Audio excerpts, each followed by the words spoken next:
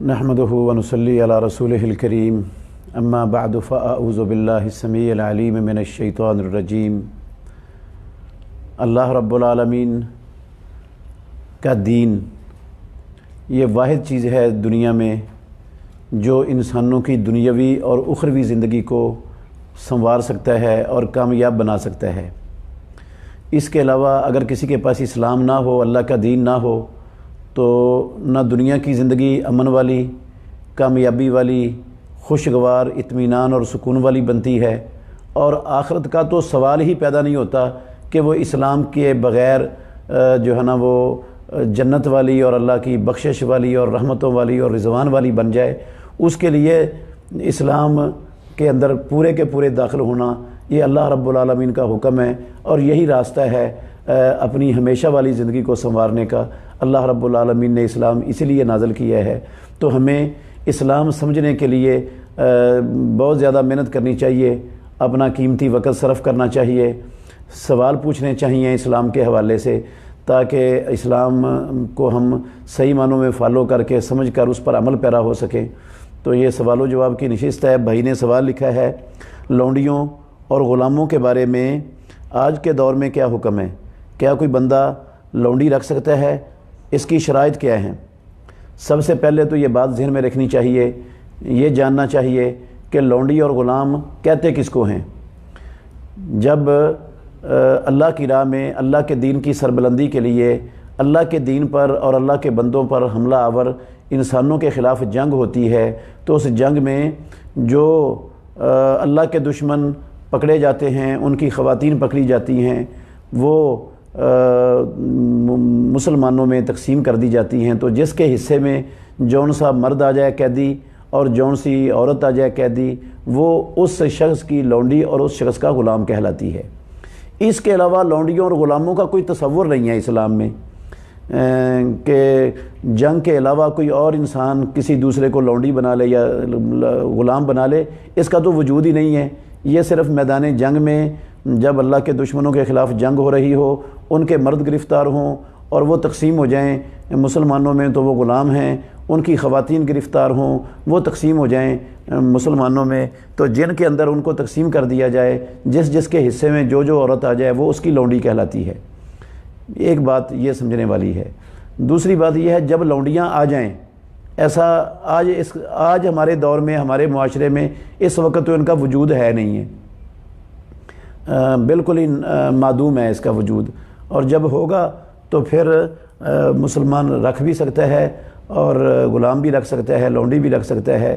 اگرچہ اسلام نے غلاموں اور لونڈیوں کو آزاد کرنے کی بہت زیادہ ترغیب دی بہت زیادہ ترغیب دی ہے، تو رکھنی بھی جائز ہے، گنجائش ہے لونڈیوں کو رکھنے میں۔ جو خواتین جنگوں میں گرفتار ہوتی ہیں ان کو لونڈیاں بنانے میں ان کا بھلا ہے، انسانیت کا بھلا ہے، بہت زیادہ فوائد ہیں۔ آج کل قیدی تو بناتے ہیں، قیدی بنا کر سارے فوجی جو مخالفین کی خواتین کو قیدی بناتے ہیں، ان کی عصمت دری کرتے ہیں، پھر جب وہ حاملہ ہو جاتی ہیں ان کا کوئی پرسان حال نہیں ہوتا، ان کا کوئی نگرانی کرنے والا نہیں ہوتا۔ جبکہ اسلام کے اندر جب جس کو لونڈی دے دی گئی ہے وہ اس کے تمام امور کا ذمہ دار ہے، اس کی صحت کا بھی ذمہ دار ہے، اس کے راشن کا بھی ذمہ دار ہے، اس کے لباس کا بھی ذمہ دار ہے، اس کے ہر چیز کا ذمہ دار ہے۔ یہ تو بہت زبردست سسٹم ہے اس سسٹم کی بنسبت جو آج دنیا میں رائج ہے۔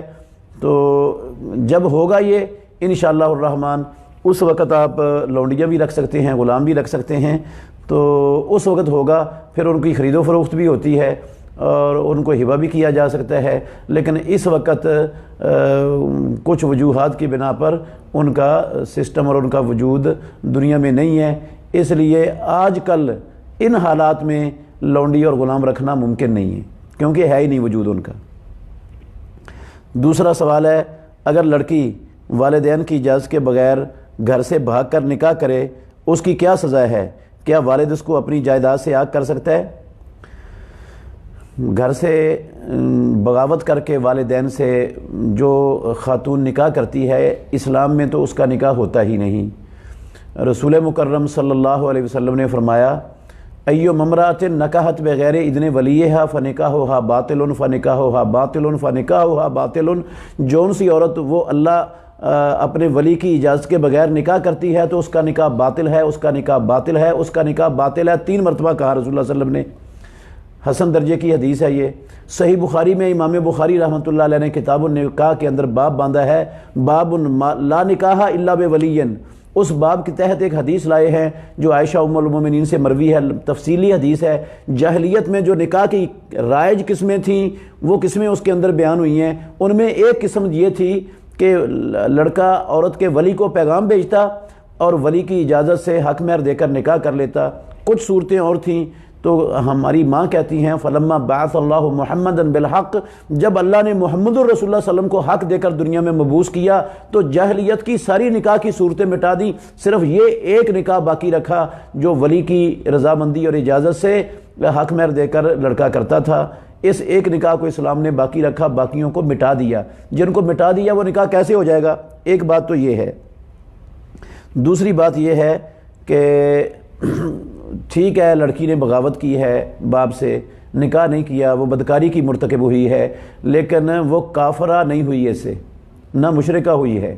تو جب تک کافر نہ ہو یا مشرک نہ ہو اس وقت تک اس کو وراثت سے آگ نہیں کیا جا سکتا، نہ شرعی طور پر وراثت سے محروم کیا جا سکتا ہے۔ باپ کی وراثت میں اس کا حق ہوگا اور اس کو جو اللہ نے اس کے لیے مقرر کیا ہے جو ہوگا اس کے حصے کا وہ اس کو ملنا چاہیے۔ اس کو آگ کرنا درست نہیں ہے کیونکہ وہ مجرم اور کبیرے گناہ کی مرتکب ضرور ہے لیکن کافر اور مشرک کافرہ اور مشرکہ نہیں بنی اس سے، اس لیے اس کو وراثت سے محروم کرنا حلال نہیں ہوگا، یہ زیادتی ہوگی۔ اس نے غلط کیا ہے تو ہمیں غلط کرنے کی اجازت نہیں ہے۔ ایک سوال ہے قصر نماز کے متعلق رہنمائی کر دیں، سفر کتنا ہو، کتنے دن قصر کر سکتے ہیں، سفر کتنا ہو؟ اس حوالے سے ایک حدیث سناتا ہوں، صحیح مسلم میں حدیث ہے، عبداللہ بن عباس رضی اللہ عنہما سے مروی ہے کتاب و صلاۃ المسافرین میں۔ وہ کہتے ہیں کہ رسول مکرم صلی اللہ علیہ وسلم نے جب 3 فرسخ یا 3 میل سفر کرنا ہوتا تھا تو آپ مدینہ طیبہ کی آبادی سے نکل کر قصر شروع کر دیتے تھے۔ یہ راوی کو شک ہوا ہے کسی کو فرسخ میں یا میل میں، راجح قول اس میں میل فرسخ ہیں کیونکہ وہ میل پر بھی عمل ہو جاتا ہے فرسخوں میں، اور میل جو ہیں وہ فرسخ کے اندر داخل ہیں۔ تو 3 فرسخ، ایک فرسخ 3 میل کا ہوتا ہے، 3 میل 3 فرسخ 9 میل ہو گئے۔ اگر 9 میل ہوں بر صغیر والے تو 14 کلومیٹر بنتے ہیں تقریباً، اور عربوں کا جو میل تھا وہ بڑا تھا بر صغیر کے میل سے، وہ 9 میل ہوں تو 22 کلومیٹر بنتے ہیں تقریباً۔ اگر 22 کلومیٹر یا اس سے زیادہ سفر بندے نے کرنا ہو اپنی آبادی کے، اپنے شہر سے باہر، تو اپنی شہر کی آبادی سے نکل کر وہ قصر شروع کر سکتا ہے۔ اگر 22 کلومیٹر سے کم سفر ہے تو پھر اس میں سفر کی رخصت نہیں ہے۔ اور دوران سفر جتنی دیر بندہ چل رہا ہے اس میں کسی کا اختلاف نہیں ہے، وہ قصر کر سکتا ہے۔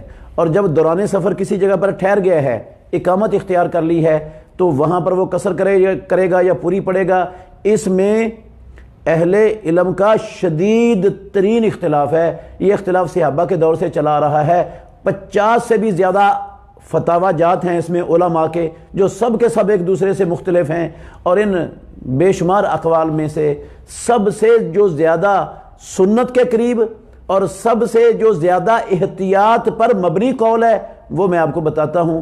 اس کو سب سے زیادہ احتیاط پر مبنی قرار دیا ہے شیخ بن باز رحمۃ اللہ علیہ نے، اور حافظ عبد المنان نور پوری رحمۃ اللہ علیہ نے سب سے زیادہ سنت کے قریب اس کو قرار دیا ہے، اور بھی علماء نے اس کو سنت کے قریب اور احتیاط والا قول قرار دیا ہے کئی علماء نے۔ وہ قول یہ ہے کہ دوران سفر اقامت اختیار کرنے والا 3 حالتوں سے خالی نہیں ہے، یا تو وہ 4 دن یا اس سے کم ٹھہرنے کی نیت رکھتا ہے۔ اگر 3 دن 2 دن 1 دن یا 4 دن نیت ہے ٹھہرنے کی تو اس کو قصر کرنے کی اجازت ہے، اور اگر 4 دن سے زیادہ ٹھہرنے کی نیت سے وہ کسی جگہ پر رکا ہے تو وہاں پہلے دن سے پوری پڑے گا، پھر اس کو قصر کی رخصت وہاں پر نہیں ہے اس اقامت کے دوران۔ اور اگر وہ متردد ہے، 4 دن سے زیادہ کا ارادہ نہیں ہے اس کا، کسی کام کے لیے گیا ہے اور اس کو یہ محسوس ہوتا ہے کہ اس کا 2 دن میں کام ہو جائے تو 2 دن کے بعد واپس چلا جاؤں گا، لیکن کام لیٹ ہو گیا، اس نے کہا کل ہو گیا تو چلو کل چلا جاؤں گا، پھر لیٹ ہو گیا، پھر ایک دن اس نے کہا چلو کل ہو جائے گا تو کل چلا جاؤں گا۔ ایسی صورت میں جب بندہ متردد ہو تو زیادہ سے زیادہ 19 دن تک قصر ہو سکتی ہے۔ 19 دن کے بعد ایسا شخص بھی پوری نماز پڑھے گا۔ یہ قول شیخ بن باز رحمۃ اللہ علیہ نے اس کو سب سے زیادہ احتیاط پر مبنی قرار دیا۔ حافظ عبد المنان نور پوری رحمۃ اللہ علیہ نے اس کو سب سے زیادہ سنت کے قریب قرار دیا ہے۔ تو یہ قول میں بھی یہی بتاتا ہوں اور اسی کو جو ہے نا سب سے زیادہ درست اور مناسب اور اقرب الی السنہ اور احتیاط پر مبنی سمجھتا ہوں۔ تو اختلاف اس میں بڑا ہے، بہرحال جو میں حق سمجھتا ہوں وہ آپ کے سامنے میں نے بیان کر دیا ہے۔ خواتین حالت احرام میں نقاب کر سکتی ہیں؟ جی ہاں، نقاب نہیں کریں گی وہ، لیکن پردہ کریں گی۔ حدیث میں، صحیح بخاری کی حدیث میں ہے، رسول مکرم صلی اللہ علیہ وسلم نے عورت کو احرام کی حالت میں نقاب پہننے سے اور دستانے پہننے سے منع کیا ہے۔ بعض لوگوں کو غلطی لگ گئی ہے، وہ نقاب پہننے سے منع کرنے کا مطلب یہ سمجھ بیٹھے ہیں کہ وہ چہرہ نہیں ڈھانپیں گی، حالانکہ نقاب نہ کرنے کا مطلب چہرہ کھلا رکھنا نہیں ہے، چہرے کو ڈھانپنا ہی ڈھانپنا ہے، لیکن نقاب نہیں کرنا۔ نقاب عربی ڈکشنری کے اندر، عربی لغت اور عربی زبان کے اندر نقاب کہتے ہیں اس پردے کو جو خواتین اپنے چہرے پر لپیٹ لیتی ہیں، وہ چہرے کے ساتھ چپکا ہوتا ہے اور آنکھیں اس میں سے کھلی ہوتی ہیں، یہ عربی زبان میں اس کو نقاب کہا جاتا ہے۔ تو یہ نہیں پہننا۔ باقی سر کے اوپر سے پلو لٹکا لیتی ہیں خواتین اپنے چہرے کے سامنے، جس سے چہرہ چھپ جاتا ہے، یا وہ ٹوپی والا برقع پہن لیں، وہ بھی چہرے کے ساتھ چپکا ہوا نہیں ہوتا، یا وہ بڑی چادر لے کر اس کا گھونگھٹ نکال لیں، جس طرح بڑی عمر کی خواتین ہمارے معاشرے میں نکال لیتی ہیں۔ چہرے کو ڈھانپنا ہے، وہ جس طریقے سے بھی ہو، صرف جو چہرے کے ساتھ چپکایا ہوا کپڑا ہے نا وہ نہیں پہننا، اور دستانے نہیں پہننے۔ باقی پردہ کرنا ہے، جس طرح فاطمہ بنت منذر کی حدیث بھی ہے، عائشہ رضی اللہ عنہا کی حدیث بھی ہے کہ جب حسن درجے کی بن جاتی ہے یہ فاطمہ بنت منذر کی مطابقت کے ساتھ، کہ جب غیر محرموں کے سامنے ہم احرام کی حالت میں ہوتی تھی تو ہم میں سے ہر عورت اپنا کپڑا اپنے چہرے پر لٹکا لیتی تھی۔ تو رسول اللہ صلی اللہ علیہ وسلم کے زمانے میں، صحابہ کے دور میں، عورتیں اپنے چہرے کو ڈھانپا کرتی تھیں غیر محرموں کے سامنے۔ تو چہرہ ڈھانپنا ہے مگر نقاب نہیں کرنا، یہ میں نے اس کی وضاحت کر دی ہے۔ نماز کے بعد اجتماعی دعا کے بارے میں کیا حکم ہے؟ دعا یہ ہمیں سمجھ لینا چاہیے، دعا عبادت ہے اللہ کی، اور اللہ نے ہمیں اپنی عبادت کے لیے پیدا کیا ہے، اور جو اللہ رب العالمین کی عبادت سے تکبر کرتا ہے اللہ اس کو ذلیل کر کے جہنم میں داخل کریں گے، جس طرح رب العالمین نے فرمایا وَقَالَ رَبُّكُمُ ادْعُونِي أَسْتَجِبْ لَكُمْ إِنَّ الَّذِينَ يَسْتَكْبِرُونَ عَنْ عِبَادَتِي سَيَدْخُلُونَ جَهَنَّمَ دَاخِرِينَ۔ تمہارے رب نے کہا کہ مجھ سے دعا مانگو، میں تمہاری دعا کو قبول کروں گا۔ یقیناً وہ لوگ جو میری عبادت سے تکبر کرتے ہیں، اس دعا کو اللہ نے عبادت کہا، جو اللہ سے مانگنے سے تکبر کرتے ہیں وہ ذلیل ہو کر جہنم میں داخل ہوں گے۔ رسول اللہ صلی اللہ علیہ وسلم نے بھی فرمایا ہے کہ الدعاء هو العبادہ، ابو داود میں صحیح حدیث ہے کہ دعا ہی عبادت ہے۔ تو دعا عبادت ہے، اور جو اللہ سے نہیں مانگتا اللہ رب العالمین اس سے ناراض ہو جاتے ہیں، جس طرح حدیث میں پیارے پیغمبر نے فرمایا من لم یسأل اللہ یغضب علیہ، جو اللہ سے نہیں مانگتا رب العالمین اس سے ناراض ہو جاتا ہے۔ تو دعا مانگتے رہنا چاہیے ہمیشہ، اللہ رب العالمین سے دعا سے کبھی بھی غفلت نہیں کرنی چاہیے۔ اللہ نے پیدا ہی ہمیں اپنی عبادت کے لیے کیا ہے، اور دعا ایک بڑی عبادت ہے، مگر جب یہ عبادت ہے تو اس میں طریقہ بھی محمد الرسول اللہ صلی اللہ علیہ وسلم کا چلے گا، کیونکہ کوئی بھی عبادت اللہ اور اللہ کے رسول کے اطاعت سے ہٹ کر کریں گے تو وہ عبادت رائے گاں اور باطل ہو جائے گی۔ قرآن میں اللہ نے کہا یا ایھا الذین آمنوا اطیعوا اللہ و اطیعوا الرسول ولا تبطلوا اعمالکم، اللہ کی اور اللہ کے رسول کی اطاعت کرو، اپنے عملوں کو باطل نہ کرو۔ اور رسول اللہ صلی اللہ علیہ وسلم نے فرمایا جس نے ایسا عمل کیا جس پر ہمارا امر نہیں ہے وہ عمل اس کے منہ پر دے مارا جائے گا۔ تو عبادت میں بھی عبادت کوئی بھی نبی کے طریقے سے ہٹ کر کریں گے تو وہ عبادت قبول نہیں ہوگی۔ محمد الرسول اللہ صلی اللہ علیہ وسلم نے اجتماعی دعا پوری نبوی زندگی میں ایک مرتبہ بھی نمازوں کے بعد نہیں کروائی ہے، نہ خطبے کے بعد، نہ درس کے بعد، نہ جلسے کے بعد، نہ نکاح کے بعد۔ ان موقعوں پر اجتماعی دعا اللہ کے نبی نے زندگی میں ایک مرتبہ بھی آپ سے ثابت نہیں ہے، نہ خلفائے راشدین میں سے کسی خلیفہ راشد سے ثابت ہے، اور نہ صحابہ سے نمازوں کے بعد اجتماعی دعا ثابت ہے۔ ہر ایک بندے کو اپنی اپنی دعا مانگنی چاہیے، ہاتھ اٹھا کر بھی مانگ سکتے ہیں، ہاتھ اٹھانے کے بغیر بھی مانگ سکتے ہیں۔ ہاتھ اٹھانا دعا کے آداب میں سے ایک ادب ہے، تو یہ کوئی حرج نہیں ہے اس میں۔ اور نمازوں کے بعد دعا کی قبولیت کا خاص وقت ہے، اذان اور اقامت میں بھی خاص کا جو درمیانی وقفہ ہے وہ بھی خاص وقت ہے، تہجد کا وقت خاص وقت ہے۔ اسی طرح سفر میں ہو بندہ، میدان جنگ میں ہو، بارش ہو رہی ہو، ان حالات میں دعا اللہ رب العالمین عام دعاؤں کی بنسبت زیادہ سنتا ہے، تو فرضوں کے بعد ہر بندے کو کرنی چاہیے، اور ضرور کرنی چاہیے، اور غفلت نہیں کرنی چاہیے، مگر طریقہ رسول اللہ صلی اللہ علیہ وسلم کا نہیں چھوڑنا چاہیے۔ اللہ کے نبی نے اجتماعی نہیں کروائی، امام اپنی دعا کرے اگر کرنی ہے، اور دوسرے لوگ ہر بندہ اپنی اپنی دعا کرے اللہ سے، یہ ہوگا تو پھر ٹھیک ہے۔ اگر ہم امام کی دعا پر آمین آمین کہیں گے تو یہ طریقہ نہ اللہ کے نبی کا ہے نہ صحابہ کا ہے، اور خدشہ ہے کہ ایسی دعا ہمارے منہ پر دے ماری جائے۔ کیا میاں بیوی میں سے کسی ایک کی وفات پر ان کا نکاح ٹوٹ جاتا ہے؟ نہیں بھائی، نکاح نہیں ٹوٹتا۔ ہاں، سنن ابن ماجہ میں حدیث ہے، اور بھی کتابوں میں ہے صحیح، ابو داود میں بھی ہے۔ رسول مکرم صلی اللہ علیہ وسلم نے عائشہ ام المومنین سے کہا تھا کہ اگر تو عائشہ فوت ہو گئی تو میں تجھے غسل دوں گا، میں تجھے کفن پہناؤں گا، میں تیرا جنازہ پڑھاؤں گا، تجھے کیا پریشانی ہے؟ تو اگر نکاح ٹوٹ جاتا ہوتا بیوی کا کسی کے فوت ہو جانے کے بعد خامن سے، تو رسول اللہ صلی اللہ علیہ وسلم کیوں کہتے کہ میں تجھے غسل دوں گا؟ یہ اگر عائشہ صدیقہ فوت ہو جاتی تو اللہ کے نبی کہتے میں غسل دوں گا تجھے۔ اچھا، پھر اسی طرح امہات المومنین بیان کرتی ہیں کہ اگر ہمیں پہلے پتہ چل جاتا مسئلے کا جو بعد میں پتہ چلا تھا، تو رسول اللہ صلی اللہ علیہ وسلم کی ازواج مطہرات کے سوا آپ کو کوئی غسل ہی نہ دیتا، کوئی بھی نہ دیتا، وہ آپ کی بیویاں آپ کو غسل دیتی۔ تو اگر نکاح ٹوٹ جاتا تو پھر وہ کیسے غسل دیتی اور اللہ کے نبی کیسے غسل دیتے؟ یہ بعض لوگوں نے خام خواہ بات بنائی ہوئی ہے، اور اس بات کی کوئی دلیل نہیں ہے کہ نکاح ٹوٹ جاتا ہے۔ وہ ایک دوسرے کے وارث بنتے ہیں، نکاح ٹوٹ جاتا ہے تو وراثت کیسے تقسیم ہوتی ہے ان کی؟ نماز کسوف کیا ہے اور اس کا طریقہ کیا ہے؟ چاند گرہن کی نماز کو، سورج گرہن کی نماز کو نماز کسوف کہتے ہیں، اور چاند گرہن کی نماز کو نماز خسوف کہتے ہیں، اور یہ دونوں لفظ ایک دوسری نماز پر، چاند اور سورج گرہن پر، دونوں کسوف اور خسوف ایک دوسرے کی جگہ پر بھی بولے جاتے ہیں۔ تو یہ چاند گرہن کی یا سورج گرہن کی نماز کسوف یا خسوف کہلاتی ہے، اور اس کا طریقہ عامی نماز کا طریقہ ہے، صرف فرق یہ ہے کہ اس میں رسول اللہ صلی اللہ علیہ وسلم سے 2 رکوع کرنا ثابت ہے ایک رکعت کے اندر۔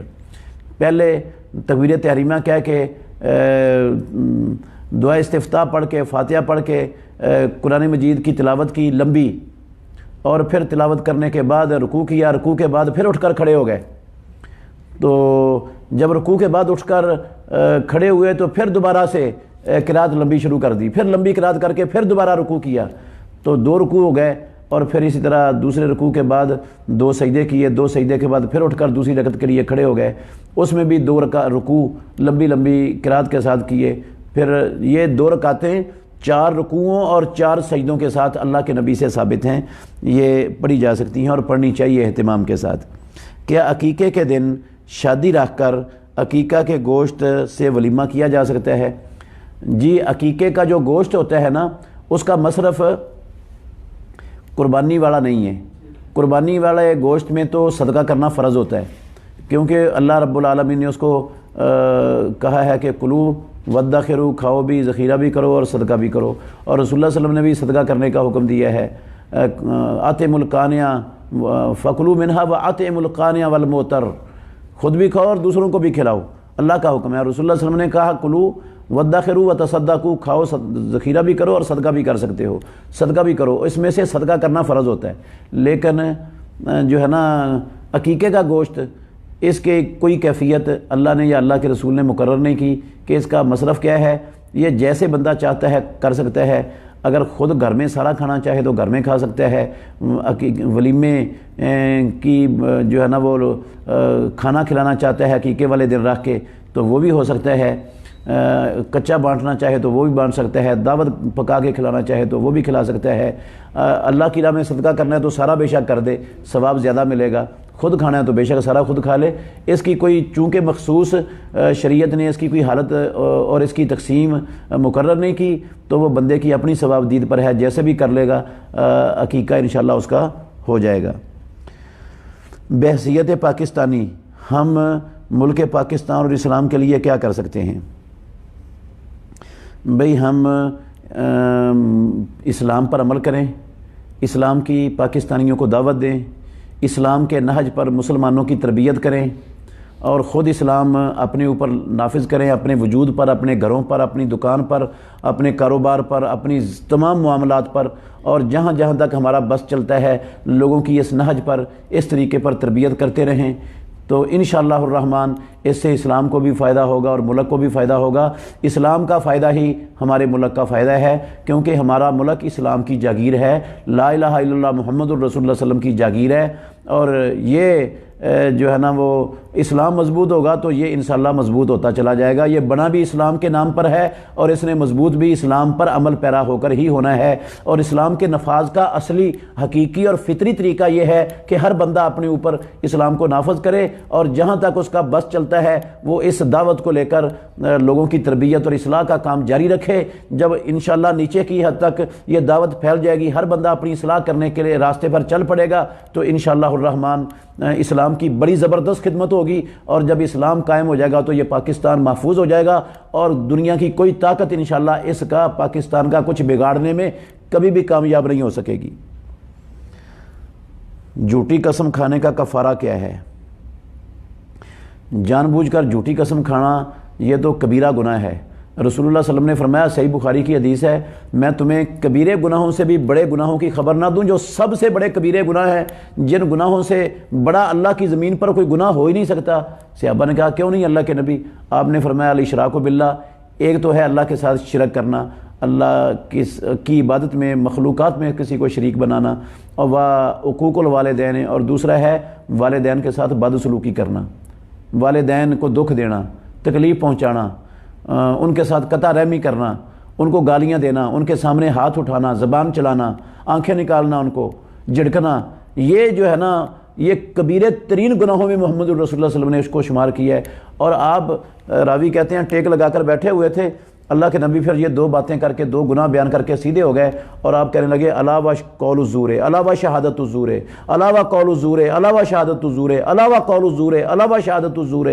جھوٹی بات کرنا، جھوٹی گناہ، جھوٹا گواہی دینا، یہ رسول اللہ صلی اللہ علیہ وسلم اس کو دہراتے ہی چلے گئے۔ صحابی کہتے ہیں میں نے کہا کاش اللہ کے نبی خاموش ہو جائیں۔ اس سے آپ اندازہ لگائیں کہ جھوٹ اکبر الکبائر میں سے ایک ہے، تو جھوٹی قسم اٹھانے والا جو جھوٹی قسم اٹھاتا ہے وہ تو اکبر الکبائر گناہ کا مرتکب ہے۔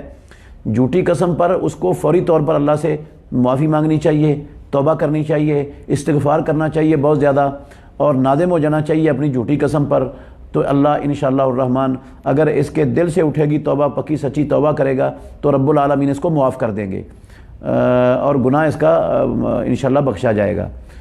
اس کا کفارہ نہیں ہوتا، جھوٹی قسم کا کفارہ نہیں ہوتا۔ تین قسم کی قسمیں ہیں، ایک جھوٹی قسم ہے، ایک لغو قسم ہے، اور ایک منعقدہ قسم ہے۔ دو ان میں سے جو جھوٹی اور لغو قسم ہے نا، ان کے دونوں کا کفارہ نہیں ہے اسلام میں، نہ جھوٹی قسم کا کوئی کفارہ ہے اور نہ لغو قسم کا۔ لغو کا مطلب ہے بغیر ارادے کے بات پر بندے کا معمول بنا ہوا ہے، عادت بنی ہوئی ہے، ہر بات پر قسم اٹھا دیتا ہے، تو ایسی قسم کا جو ہے نا وہ کفارہ نہیں ہوتا۔ کفارہ صرف اس قسم کا ہے جو ارادتاً قصداً جان بوجھ کر بندہ اٹھاتا ہے اور پھر اس کو توڑ دیتا ہے، تو اس کا کفارہ ہے۔ گورنمنٹ جو یوتھ لون دے رہی ہے، اگر 5 لاکھ لے تو اس پر کوئی سود نہیں، اگر 5 لاکھ سے زیادہ لے تو سود بنتا ہے، اس کا کیا حکم ہے؟ بھئی یہ یوتھ لون کے بارے میں نے ایک مضمون لکھا تھا، میں نے یہ پڑھا تھا، کافی یہ پرانی بات ہے، نواز شریف کے دور میں یہ شروع ہوا تھا، انہوں نے شروع کیا تھا۔ یہ خالص سودی سکیم ہے، اس کے اندر کئی جہتوں سے سود بنتا ہے، اس لیے یہ لینا جائز اور درست نہیں ہے۔ یہ دھوکہ ہے اور جھوٹ ہے، جو کہتے ہیں کہ 5 لاکھ لیں تو اس پر سود نہیں ہے، یہ بات درست نہیں ہے، یہ بات غلط ہے، ممکن نہیں ہے یہ۔ لائف انشورنس کے بارے میں کیا حکم ہے؟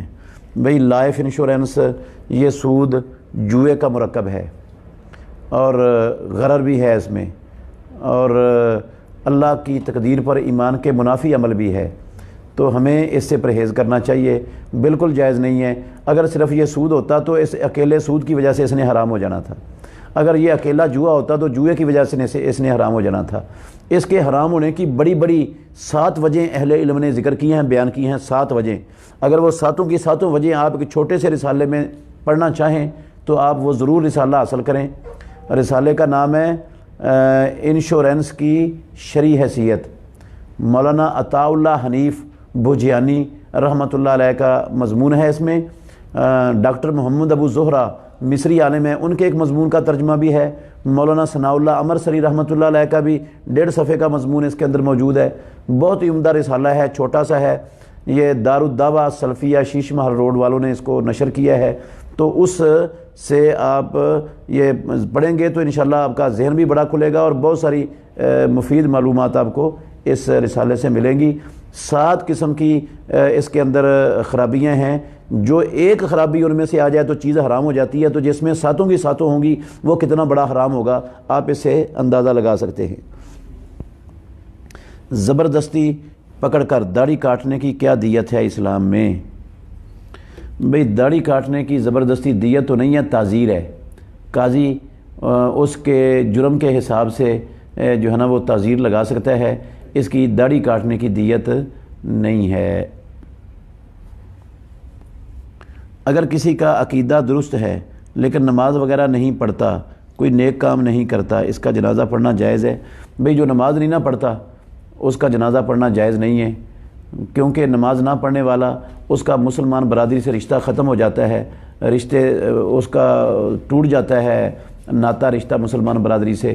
تو جو شخص مسلمان ہی نہیں رہا اس کا جنازہ پڑھنا کیسے جائز ہو جائے گا؟ یہ بہت بڑا 5 وقت کی نماز اسلام کا فریضہ ہے۔ جو نماز نہیں پڑھتا، رسول اللہ صلی اللہ علیہ وسلم نے فرمایا العہد الذی بیننا و بینہم الصلاۃ فمن ترکھا فقد کفر۔ اور صحابہ عبداللہ بن شقیق کہتے ہیں، مسلم میں ہے، یہ بھی حدیث بھی مسلم کی ہے اور یہ اثر بھی مسلم کا ہے، وہ کہتے ہیں کہ صحابہ کسی بھی اسلام کے عمل کے چھوڑنے کو کفر نہیں سمجھتے تھے سوائے نماز کے۔ جو نماز چھوڑ دیتا تھا صحابہ اس کو کافر سمجھتے تھے۔ تو قرآن میں بھی اللہ نے کہا فَإِن تَابُوا وَأَقَامُوا الصَّلَاةَ وَآتَوُا الزَّكَاةَ فَإِخْوَانُكُمْ فِي الدِّينِ۔ اس کا مطلب ہے جو نماز نہیں پڑھتا وہ مسلمانوں کا دین میں بھائی نہیں رہتا۔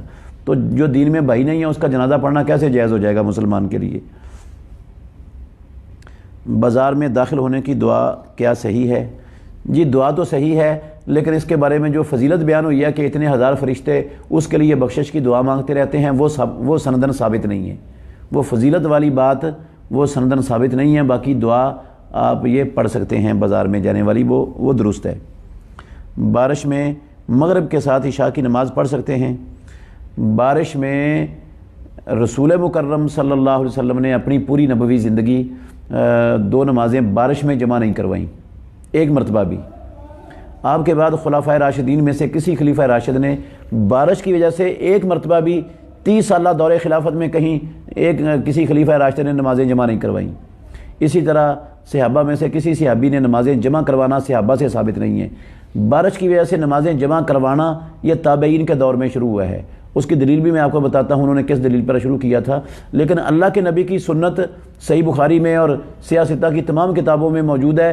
بارش میں گھر میں نماز پڑھنے کی اجازت ہے اسلام کے اندر، اور مؤذن کو رسول اللہ صلی اللہ علیہ وسلم نے کہا تھا کہ آپ اذان میں الا صلوا فی الرحال کہہ دو، تو وہ اذان میں الا صلوا فی الرحال کہہ دے گا تو اپنے اپنے گھروں میں نماز پڑھنی جائز ہے، وہاں مسجد میں آنے کی فرضیت بندے سے ساقط ہو جاتی ہے ایسی صورت میں۔ تو یہ سنت تو موجود ہے۔ جب یہ والی سنت موجود ہے تو ہم جمع والی سنت کو اس کے مقابلے میں نبی کے طریقے کو جو ایک معاشرے کے اندر ویسے ہی دفن ہو چکا ہے، ختم ہو چکا ہے، اس کو چھوڑ کر ہم جو ہے نا ایسی سنت کو اختیار کیوں کریں، ایسے طریقے کو جو نبی صلی اللہ علیہ وسلم اور خلفائے راشدین اور صحابہ کے زمانے میں نہیں تھا، تابعین کے دور میں شروع ہے۔ ان کی دلیل یہ تھی تابعین کی، صحیح مسلم میں عبداللہ بن عباس کی حدیث ہے، وہ کہتے ہیں کہ رسول اللہ صلی اللہ علیہ وسلم نے مدینے میں بغیر خوف کے اور بغیر بارش کے 2 نمازیں جمع کی ہیں۔ ٹھیک ہے، یہ ظہر اثر کی بھی جمع کی ہے، مغرب عشاء کی بھی جمع کی ہے، یہ زندگی میں ایک مرتبہ ہوا ہے ایسا۔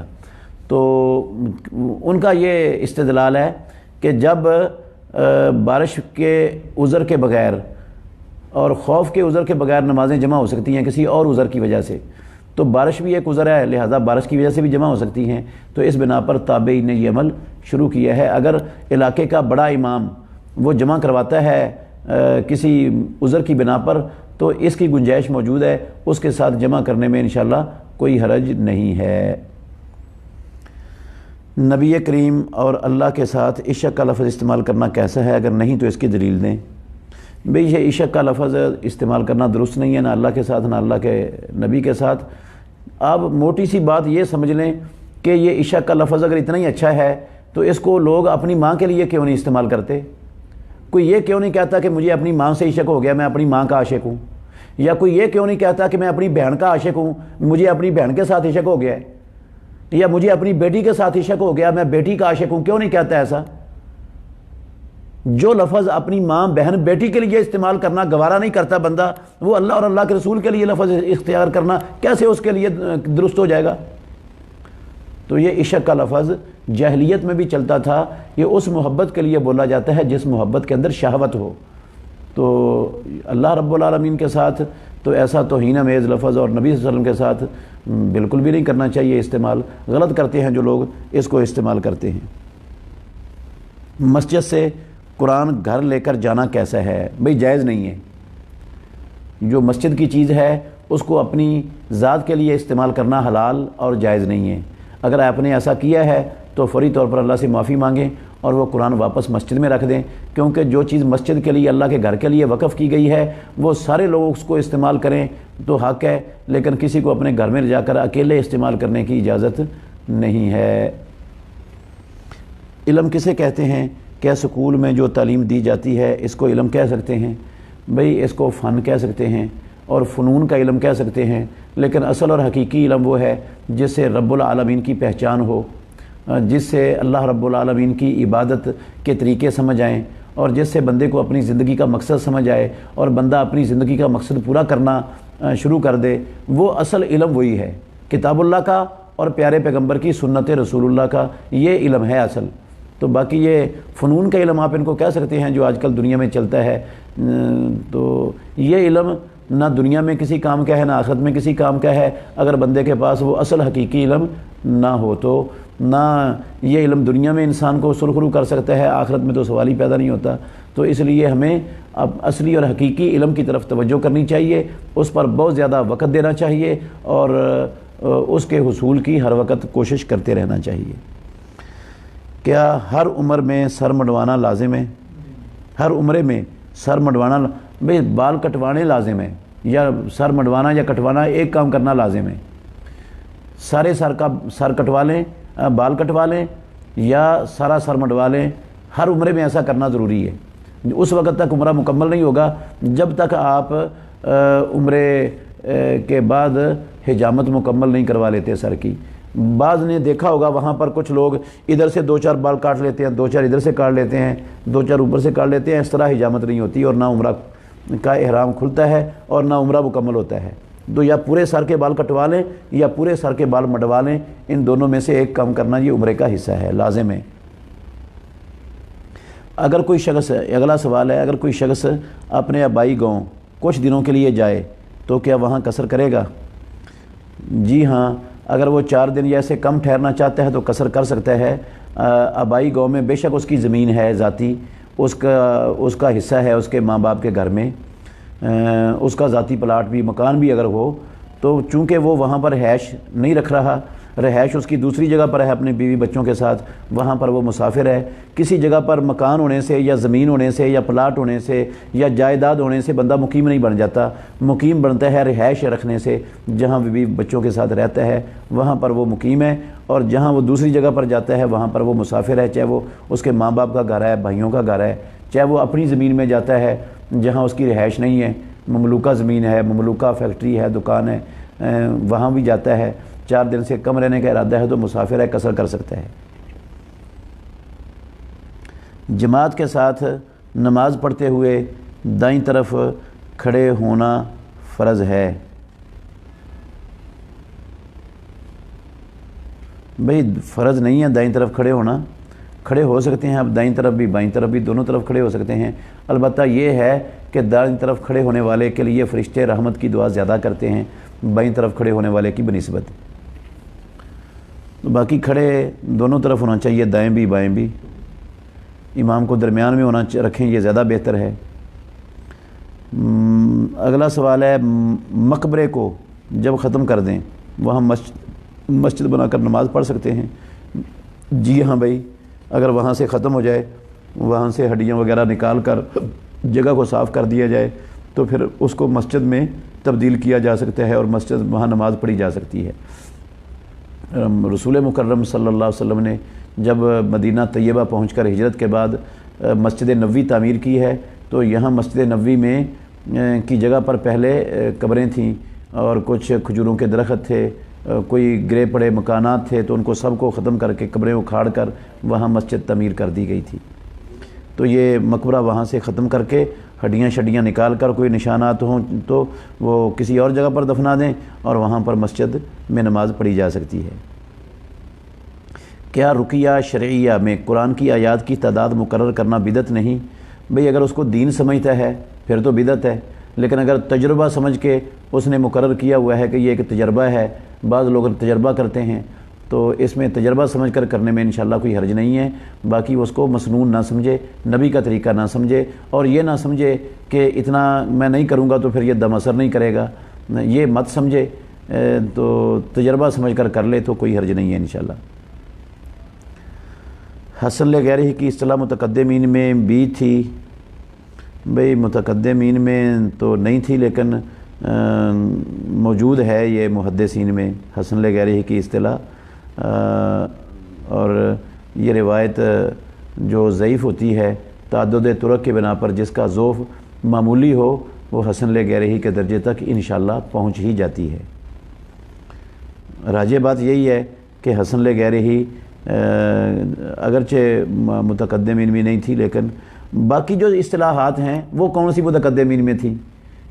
یہ حسن کی اصطلاح اور ضعیف کی، صحیح کی، اور یہ ضعیف کی، اور یہ منقطع، اور یہ مرسل، اور یہ موزل، یہ اصطلاحات کہاں تھی صحابہ میں؟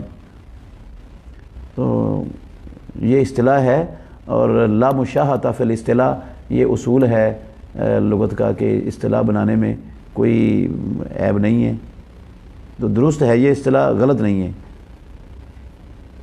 نماز جنازہ میں اگر چوتھی تکبیر بھول جائے اور سلام پھیر دے تو کیا جنازہ ہو جائے گا؟ ہو جائے گا جی۔ رفع عن امتی الخطأ والنسیان وما استکرہوا علیہ، انشاءاللہ جنازہ ہو جائے گا۔ غیر مسلم شخصیات کے ساتھ سیاسی اتحاد کی شرعی حیثیت کیا ہے؟ بھئی وہ امور جو مشترکہ ہیں، ملک کے مفاد کے لیے ہیں، قوم کی امت کی مفاد کے لیے ہیں، ان میں تمام جو ہے نا وہ شخصیات کے ساتھ اتحاد ہو سکتا ہے۔ محمد الرسول اللہ صلی اللہ علیہ وسلم نے مدینہ طیبہ میں پہنچ کر یہودیوں سے اتحاد کیا تھا۔ وہ میثاق مدینہ کا جو معاہدہ ہوا تھا یہودیوں کے ساتھ ہوا تھا کہ نہیں ہوا تھا؟ جب یہودیوں کے ساتھ ہو سکتا ہے تو غیر مسلم شخصیات کے ساتھ بھی جو ہے نا سب لوگوں کی مشترکات ہیں ان پر اگر اتحاد ہو جائے ملکوں کے دفاع کے لیے، سلامتی کے لیے، انسانوں کی سلامتی اور دفاع کے لیے، تو انشاءاللہ اس میں کوئی قباحت نہیں ہے، بشرط ہے کہ بندہ اپنا عقیدہ اور منہج اس کو ترک نہ ہونے دے، بالکل نہ چھوٹنے دے۔ اس میں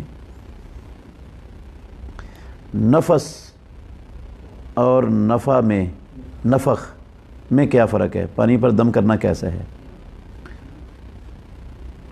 نفخ یہ پھونک کو کہتے ہیں، اور نفس یہ بھی پھونکی ہوتی ہے۔ اب مجھے اس کا باریکی کا فرق تو اس وقت یاد نہیں ہے، یہ کسی فقہ اللغہ کی کتاب میں آپ دیکھ لیں۔ تو نفخ کے اندر غالباً تھوڑا سا تھوک اور تھوک کی پھوار بھی شامل ہوتی ہے، اور نفس شاید اس کے بغیر ہوتا ہے۔ باقی واللہ تعالی عالم۔ کیا بروکری لینا جائز ہے؟ بھئی بروکری میں اگر بندہ جھوٹ نہ بولے، خیانت نہ کرے، اور دھوکہ نہ دے فری کین میں سے کسی کو، حقیقت اور سچ بتا دے، تو پھر انشاءاللہ الرحمن اس میں کوئی حرج نہیں ہے۔ صرف وہ جو دیہاتی لوگ اپنا غلہ لے کر آتے ہیں منڈی میں، اس کا دلال بن کر بیچنا وہ صحیح نہیں ہے۔ باقی قسم کی بروکریوں میں کوئی حرج نہیں ہے. جو شرطیں میں نے بیان کی ہیں وہ اگر سامنے رکھے بندہ، جھوٹ نہ ہو، دھوکہ نہ ہو، فراڈ نہ ہو، حقیقت کو چھپایا نہ گیا ہو اور دونوں کو کھول کر بات بیان کر دی گئی ہو، تو پھر انشاءاللہ الرحمن اس میں کوئی قباحت اور حرج نہیں ہے. سوال ہے کرسمس ڈے کی وضاحت کر دیں. بھئی یہ عیسائیوں کی جو ہے نا وہ عید کا دن ہے، تو یہ عام طور پر مشہور ہے، ویسے مجھے اس کی حقیقت کا تو علم نہیں ہے. لوگ کہتے ہیں کہ کرسمس کا معنی ہے اللہ نے بچہ جنا، تو یہ مجھے نہیں پتہ کہ واقعی اس کا یہ معنی ہے یا نہیں ہے. بہرحال یہ عیسائی مشرک تو ہیں ہی، انہوں نے عیسیٰ علیہ السلام کو اللہ کا بیٹا قرار دیا، کئیوں نے عیسیٰ علیہ السلام کو اللہ قرار دیا اور کئیوں نے ثالث و ثلاثہ قرار دیا. یہ کفر کا عقیدہ تو ہے ہی ان کا. باقی جو ہے نا ان غیر مسلموں کی عیدوں میں شرکت کرنا، ان کو عیدوں پر مبارکباد دینا اور تحفے تحائف لینا دینا، یہ درست نہیں ہے، کیونکہ یہ ایک باطل مذہب کے ساتھ اس کو قبول کرنا ہے، اس کو پھیلانے اور اس باطل مذہب پر چلنے والوں کو اس باطل مذہب پر رکھنے میں ایک قسم کی ان کی مدد بن جاتی ہے. تو اللہ رب العالمین نے ایسے کاموں میں مدد کرنے کو درست قرار نہیں دیا. اللہ نے فرمایا وَتَعَاوَنُوا عَلَى الْبِرِّ وَالتَّقْوَىٰ وَلَا تَعَاوَنُوا عَلَى الْإِثْمِ وَالْعُدْوَانِ. کیا موجودہ حکمران طاغوت ہیں؟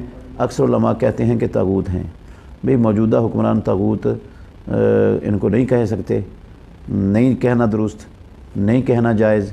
طاغوت وہ ہوتا ہے جو اپنی عبادت کروائے، جو اللہ رب العالمین کے قوانین کا اور نظام کا انکار کرے، شریعت کا انکار کرے. تو ان میں سے کوئی بھی شریعت کا انکار کرنے والا یا اس کے نفاذ کا انکار کرنے والا نہیں ہے، اور نہ ہی کوئی اپنی عبادت کی دعوت دینے والا ہے. تو اس وجہ سے ان کو نہیں کہا جا سکتا طاغوت. قبر پر ہاتھ اٹھا کر دعا کرنی چاہیے یا ہاتھ چھوڑ کر؟ بھئی ہاتھ اٹھا کر بھی کر سکتے ہیں، ہاتھ چھوڑ کر بھی کر سکتے ہیں. اللہ کے نبی سے صحیح بخاری میں حدیث ہے، قبرستان میں آ کر آپ نے ہاتھ اٹھا کر دعا کی ہے، تو دعا کرنا جائز ہے، ہاتھ اٹھا کر بھی اور ہاتھ چھوڑ کر بھی، دونوں طرح ٹھیک ہے قبرستان میں. اللہ تعالیٰ سب بھائیوں کو جنہوں نے یہ سوالات کیے ہیں اور سنے ہیں، اللہ سب کو عمل کرنے کی، سمجھنے کی توفیق عطا فرمائے، اور سب کا سننا اور سنانا اللہ رب العالمین قبول فرمائے.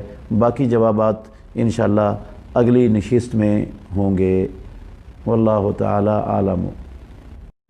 لما نسمع اسم النبي لازم نصلي عليه.